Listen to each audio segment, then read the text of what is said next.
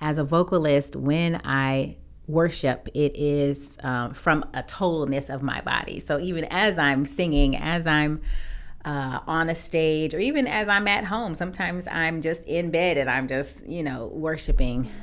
It's just a total part of who I am.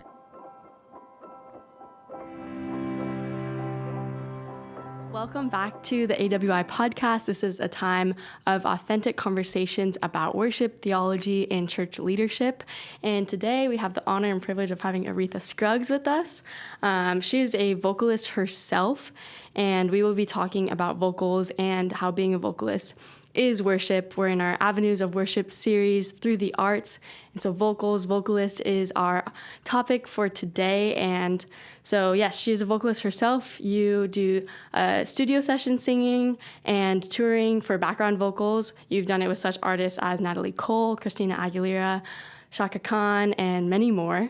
You recently released your jazz debut EP called Seasons, and you're also a vocal coach and professor, and I had the honor of being one of her students. Yes. So that was so fun. And you're a mom. Yes. So yes, you've done so many things. Yes. And so we're just so excited to have you today. And thanks for having me. Yeah, of course. I'd love to first just ask you how you would define worship. Worship to me is, I had a pastor that I loved, and he passed away now, but he defined it as showing worth to God and showing his worth in not only, of course, we do it in worship music wise, and we can do it on Sunday mornings, but our worship and showing who he is and kind of this gratefulness of who he's created us to be goes throughout the week and can go into all that we do.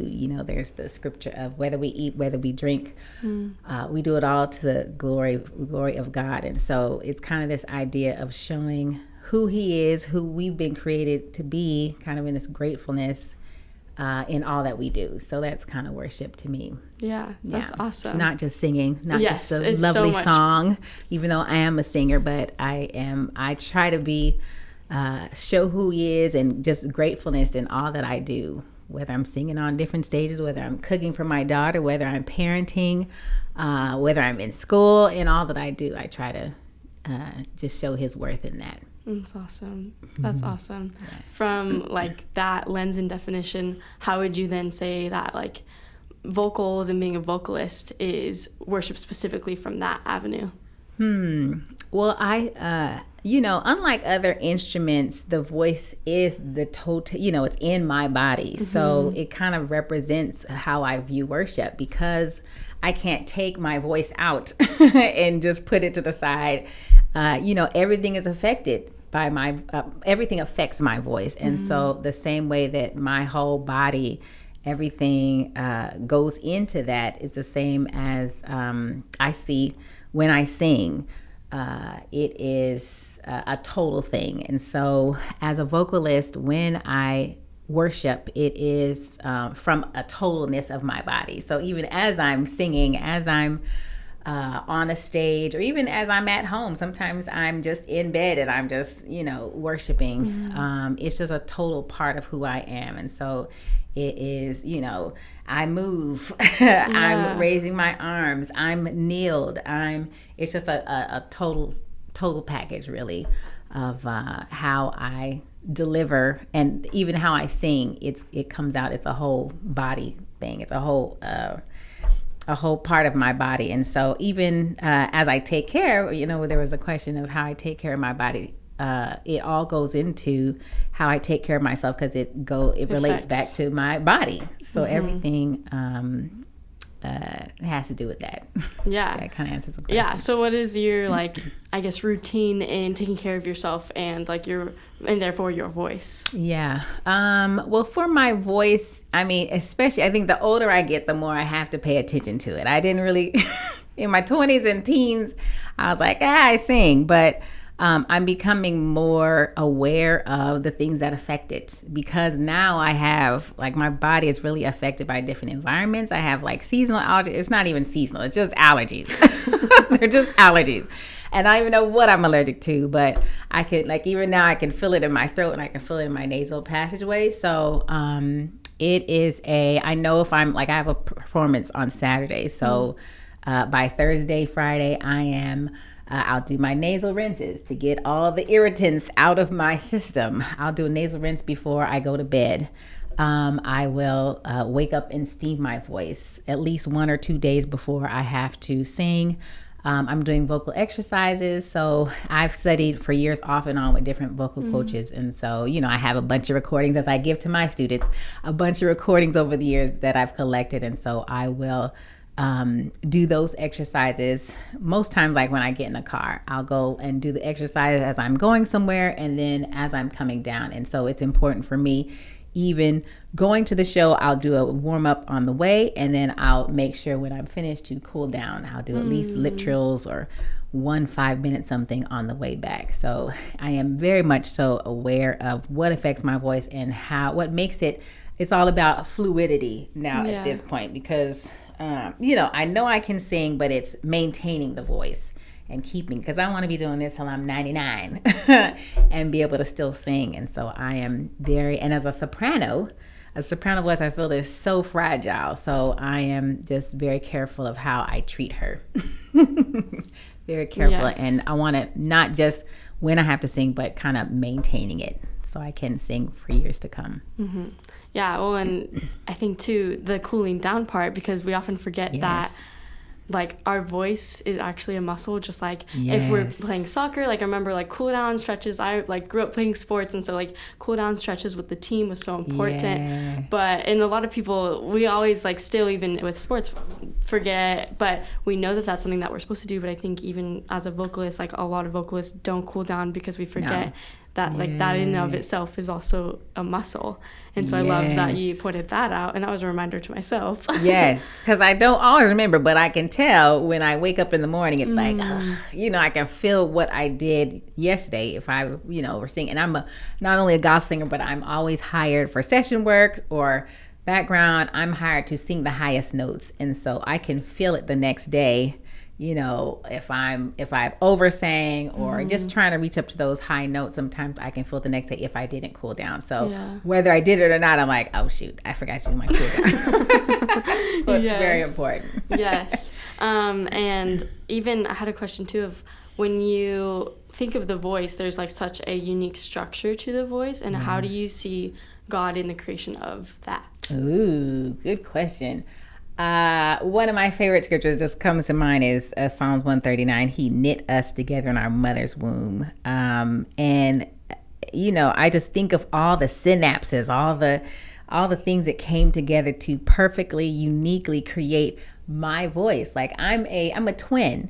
Most people don't know I'm a twin. And even though we share 98% of our DNA, still the two of us, she's very much so an alto. I'm very much so a soprano. So even in the womb, we were like, we were harmonizing. And so, so even looking at me and my twin sister, like the two of us, we sound just alike talking. You couldn't even necessarily distinguish our talking voices, our speaking voices, but the uniqueness of my voice. Even people hear me on like a TV show and go, were you on this show? And they'll look for the credits and they'll see, wow, I heard your voice. Like I know my tone is like a brassy, I'm a soprano through and through. I'm a brassy tone. And so people can pick out my tone out of TV shows. And so I know it took me a while to, you try to sound like other people as you're learning your voice, but now, the older I've gotten and the more I get into this industry and just in my voice, you accept, oh, this is my voice. This is what it does. This is the weaknesses, the strengths, and these are unique tones. And so there's an acceptance and an owning of that, but then also like a celebration. Wow, look what I can do. And then even as you explore your voice more, like there's so much you still don't know that you've reached. There's still more that you can trying different genres or different just ways of singing. There's so much more to explore to your voice. So I love it. I kind of celebrate my voice and all the different things that I try. Yeah, that's awesome. I have a question too of worship leaders don't always, like worship leaders in the sense of like who are also vocalists and lead through that instrument.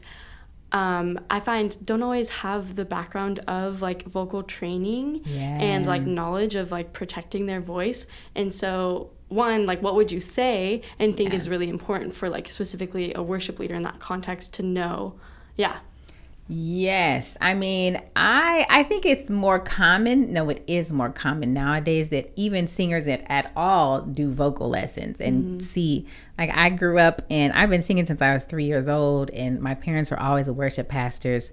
And nobody saw vocal coaches. And I grew up in a Black church, so just nobody, there weren't vocal coaches. We just were in the choir. And my mom was the choir director. She would give different tips of what you do and do all this. And so it just wasn't common knowledge or common practice to even get some help outside of your voice. You were hoarse, you're like, oh, somebody gives you, here, whatever the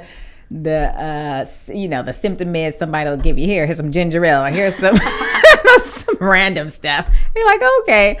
But I think now, just like, therapy wasn't normalized in the church. Now, most people have some sort of therapist, or they've been at a time. And so I think as a society, we're becoming more aware of help. One, in general, the need to ask for help, but also that it's okay to need care and the okayness to take care of yourself. Like, those things were it just wasn't spoken of at all in the church when I grew up. Self-care, what? No, Jesus is all I need. That's all it was. And so I think as a society, as we're moving to being okay with accepting and needing help, I think unfortunately, it should have come the opposite direction, but it trickles down into the church to be like, oh, I can, as a pastor or as a worship leader, I can say, oh, I need help. I need help with this, or I need vocal help. I don't know how to take care of myself, to really be able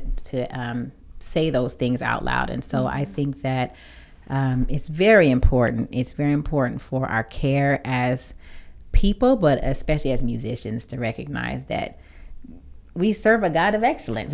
And so to go and, like, grow and cultivate the gifts that we've been given, I think is what it is to be fruitful.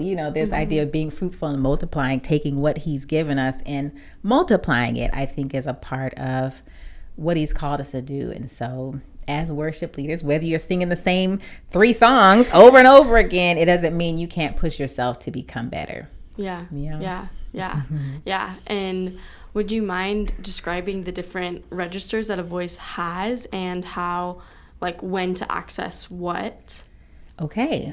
We have 2 main registers, chest voice and head voice. Chest voice is, as I teach my students, it's resonating or vibrating in your chest. It's the one that I'm speaking. It's usually your speaking voice. It's what your voice comfortably sits usually in a specific place of your speaking voice. And so when we sing in that area, it's usually comfort. There's usually no strain. Sometimes it gets different depending upon what genre you're singing. So I grew up singing gospel music, soul music, and that chest singing is a very real, it requires specific tone, a specific seatedness in it. Even singing gospel music, like to sing, well, depending upon if you're singing as an individual, or especially if you're singing a gospel choir, there's a requiredness of singing not only your chest voice, but it has a little bit more beefiness to the tone of it. And so depending upon genre, or like blues or whatever, chest voice is a register, but then within that there's different ways that you can pull different colors.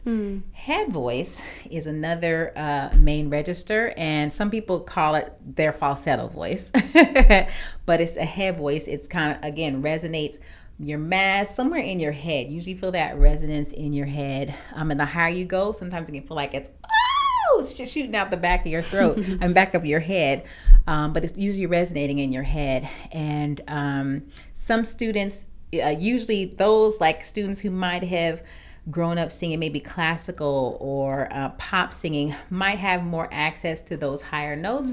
And so, and same thing under a head voice, you can have different colors or different registers of that. And then the register that we're all building, or some are really kind of learning sometimes, is what's called a mixed voice. And a mixed voice is just it's kind of like we all have what's called a break. There's female and literal points where a male and a female voice break, or it's like that dividing line between your chest voice and your head voice. So your mix is kind of that voice that's being built, that's like a transition between your chest voice and your head voice. And usually, as I tell most students, unfortunately, most popular songs, whether it's contemporary Christian, even pop music, most choruses sit right in a person's break, whether it's female or male voice. And so that mixed voice is trying to build that smooth transition from maybe these lower chest where you note don't voices. even notice it. Yeah. Into this mid-range, this higher range that requires you to kind of, I call it like the joining of a chest voice and a head voice to build a mixed voice. So those are your three main registers. Yeah. And usually I have a board and I draw pictures to make that a little clearer. Yes. And so for worship leaders, I think sometimes there can be this false belief of like, I must always sing in the key where I'm like belting or like where it's in the chest. But at the same time, it's like good to access all those other places. But what would you say if the worship leader feels like say the chorus is more in that mix, but it's like they're almost trying to use their belt up there and their chest up there? Like, how would you coach someone to work through that process? Let me tell you, in the church, we have a problem with not changing keys. It's totally okay, especially a lot of contemporary Christian songs are written by male singers. And so we'll bring songs into the church that are male singing, a male wrote it. So, and he's got like a really deep voice and then try to keep it in the same key. So a woman has to, and then somehow go from that to this crazy, even higher chorus. And I would say, do not be afraid, friends, whether it's contemporary Christian music, gospel music, in between, whatever, indie pop, Christian. Don't be afraid to stop it during rehearsal and say, can we change this key? Because this is not working. I can't stand where we have to somehow, we're just going to throw here. Everybody sings the E. No, everybody's voices don't fit that. And especially, again, that huge divide if it's a female worship leader all the time and most of the songs are written for male keys, there has to be a changing of keys. There's no way that a female worship leader has to stay in this very high, uncomfortable, unnatural way of singing. And so that would be my first thing is don't be afraid whether you're male, female, whatever. Change the key. Change the key that fits you, and the worship will go smoother with you, and then you'll be able to connect with the audience. There's nothing worse with doing something you're not comfortable with, and then you're also trying to lead the people who are looking at you into worship, and you're not comfortable with the material that was picked for the week. So I would say find the right key. Some churches even change if you don't like the theology of some of the lyrics, change the lyrics. Like, it's totally fine to do what you need to do that fits the worship leader and then what the congregation needs. Yeah. That's my thing. Yeah. I love that. Yeah. Yeah. And thinking too of leading a room, like leading a congregation into worship and being more on the side of like, okay, I am a vocalist. How do you balance being like the artistry of it versus like not being too showy or distracting, but like also leading the room well? Because with your artistry, you can like totally lead the room well. Like with runs, that can totally lead in, but at the same time, there are moments where then the congregation gets discouraged and feels like they can't be a part of it. So how do you balance that? Ooh, that's a good question. You know what? There just needs to be more spaces where, there's some worship leaders who never wanted to be artists. They don't care. They're just here to lead and be a part of, what God's doing in this body. But then there's also worship leaders who like write songs. They're creative. They want to change and come in and, can we do this with the guitar? They have all these ideas. And I would say, if there's a place, there's, amazing worship leaders who have great voice, and there's some who are just like, oh, they're okay, and they're just okay singers. And I wish there were more places for artists just in general to be, Christian artists to just explore and express. Whatever is in your heart, just express it, because what happens is these artists, worship leaders, want to be the artists during worship time. And so because they haven't been able to express it and let out that creativity, because we're all creative beings, but there's specific people who are like songwriters and they're expressors through art. And if they don't have an outlet for that, you know where it's going to come out? At church. They're going to do it during the worship time. And I don't think that's the place for it. I do believe in I love when worship leaders are able to bring different instruments, bring different lyrical content, whatever, do different, but there is a space. Our job as worship leaders are to connect, there's so many things a worship leader. You're like talking to the band, you're trying to direct the singers with you. You're also trying to engage the audience as well as your own relationship and where is God leading in the moment. So there's so many things you're doing at the moment, but so it's not the place for, let me try this run here. let me try it. It's just not the space for it. It's just not. And so I wish there were more places, not only places, but like worship leaders to actually own, I'm an artist and I need to express this artistry, to do both. And I'm going to go and express it, And so I think there needs to be some place where we give permission for that. You're an artist. Please go express yourself. But this here is not the place. In these 20 minutes of worship, this ain't the place to do it. Yes, to bring, like I said, I love put all the different, even try different languages. Yes, in worship, but to do a lot of the stuff that some people do during worship. It's not, I don't feel like it's the space to do it. You go and be an artist and come back and lead worship next Sunday. But there should be that freedom to be able to do that. Yeah.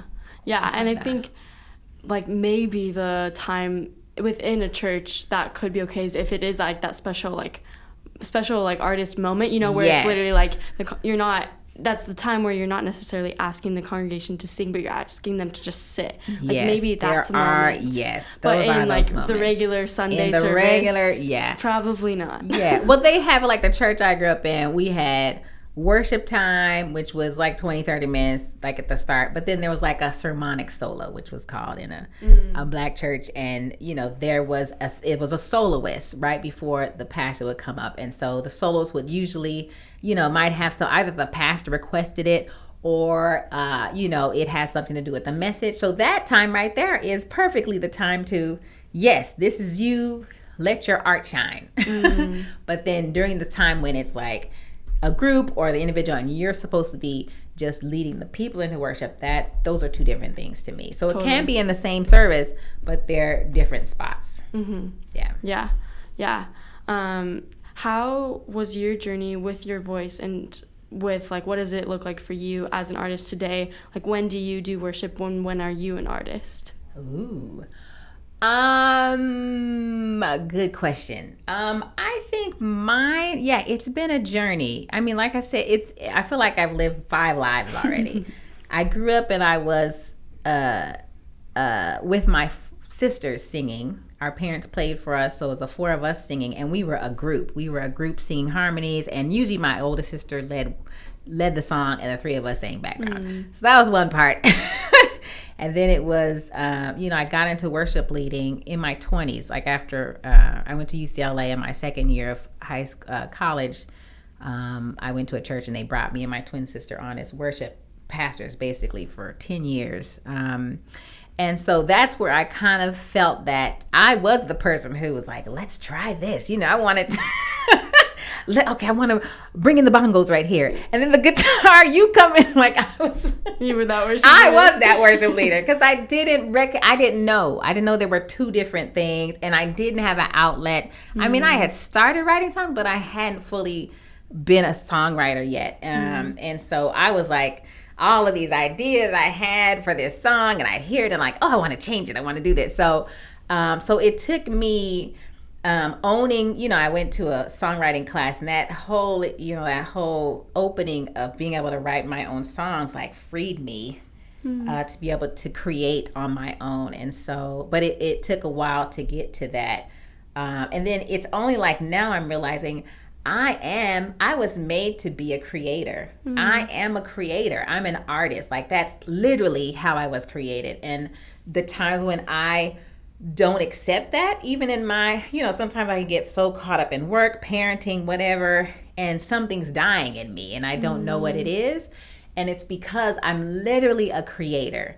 And if I'm not expressing myself in some way, creating, then a part of me is dying. And so I didn't recognize that until later in life, that it's not even about me being on a stage or, trying to be seen. No, it's literally how I was created, was to be a creator. And so and I think that's just a journey we have to recognize. There are some people who can just sing and you tell me what to sing and I'm going to sing it. I'm totally okay with that. But there are others of us who are literally creators, and our whole being is made to create. And so if that is you, it's, it takes a journey to go and to recognize that. But then it's also like, oh, I haven't done anything this week or today. I need to figure out what that creating looks like. It just be coloring, or it could be making dinner, but it is literally in me where I have to be making something. So it has been a journey to understand, I'm not just, I've sang background for all these artists and been on different shows, and that's my profession and I love it. And I'm also, and even same thing, as a worship leader, I've been at one church for 10 years and I'm at another one as a worship leader. And so even in those, people, they give you the song, this is the song we're singing this week, and there's no creativity in that. There's, this is what we're doing, and people give it to you, or I'm singing for shotgun, these are the songs, and though I love it and it's fun, I'm still not me. So I've learned that even just recently, that I have to be a part of creating, and I've gotta do it, or else I'm not me. So it's a journey. It's been a journey to figure that out. Yeah. But I've found that's me, and I've got to walk in that. Yeah. No, honestly, I resonate with a lot of that myself, because even I found that when I was at APU and when I was leading chapel bands, because I had the authority in that time of I was a chapel band leader where I got to create the sets with my co-lead, and we got to be creative in that way. And now where I'm at right now is I'm actively out of church, but I don't get to plan the sets anymore. And I miss that. That for me was such because not only was it creative, but it was how can I partner with God of what this sermon's about and what is happening, and my worship pastor does that, and so she gets that outlet. But I'm I miss that too. And so whenever I do get the smaller moments, I'm yes, I love this. And for me, so even for me, it's okay, when can I have other moments to do that outside of this? Gotta find those moments, or it's not. It's something is hushed in you. It's restricted in you, and then when you find it, it's why do I feel I can breathe again? I'm breathing. It's because I'm operating literally in how I was created, and if I'm not doing that, something is not right. It's just not right. So yeah. So as we come to a close, taking into consideration everything that we discussed about being a vocalist, about being a worship leader, what would you say to your average vocalist worship leader in the church, just advice that you have for them, whether it be through creativity or just my advice would be to get quiet. That would be my first one.